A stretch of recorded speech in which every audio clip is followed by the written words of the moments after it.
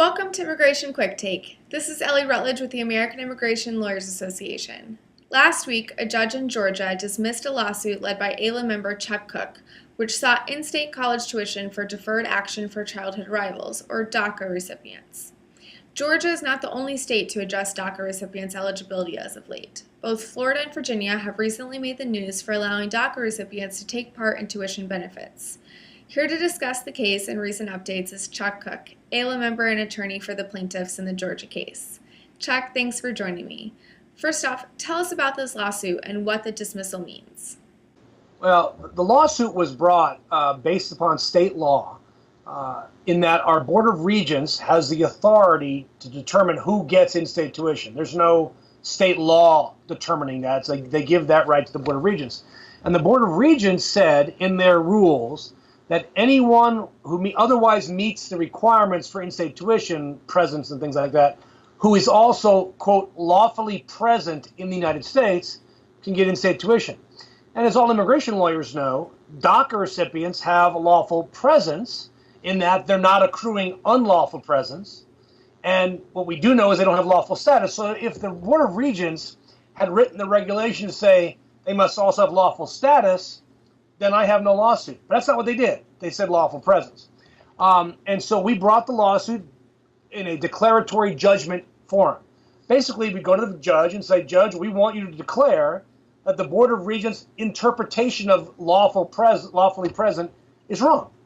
And we had brought that lawsuit last August and finally had oral argument in the beginning of May.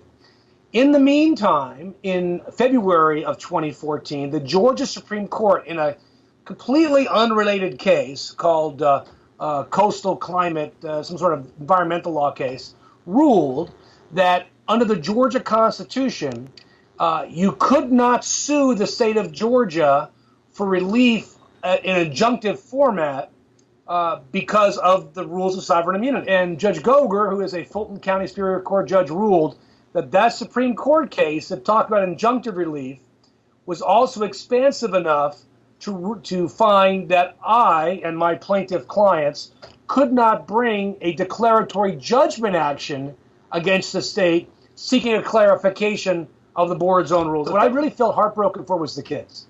They're kids. They're from 18 to 24. They're activists.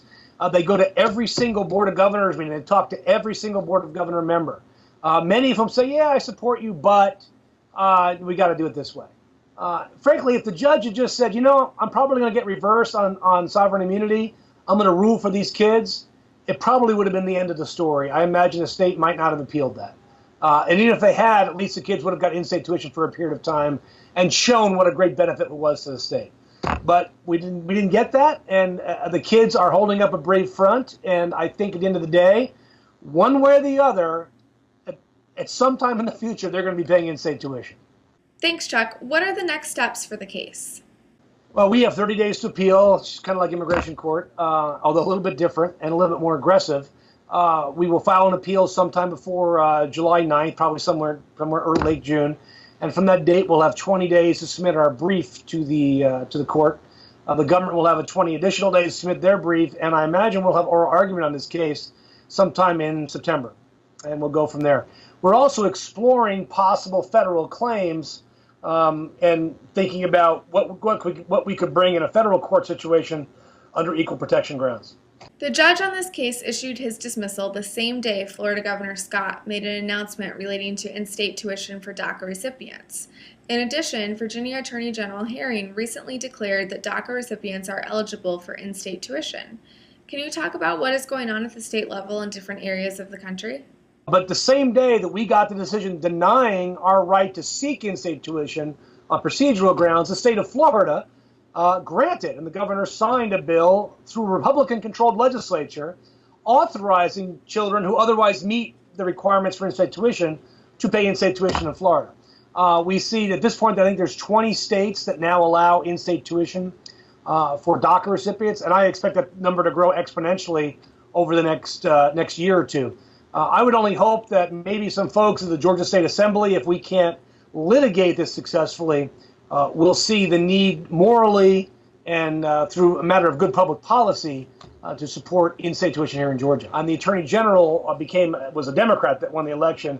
He immediately ruled that under Virginia state rules, that in-state tuition was permissible for DACA recipients because I met their criteria under their definition of lawful presence. Frankly, our Attorney General could do the same thing. He could come out and say, he is the lawyer for the Board of Regents. He could come out and say, lawfully present is exactly what Kuck says it is. These kids have DACA.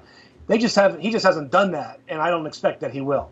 Thank you, Chuck, for joining us. For the rest of you, please stay tuned for more updates from the American Immigration Lawyers Association.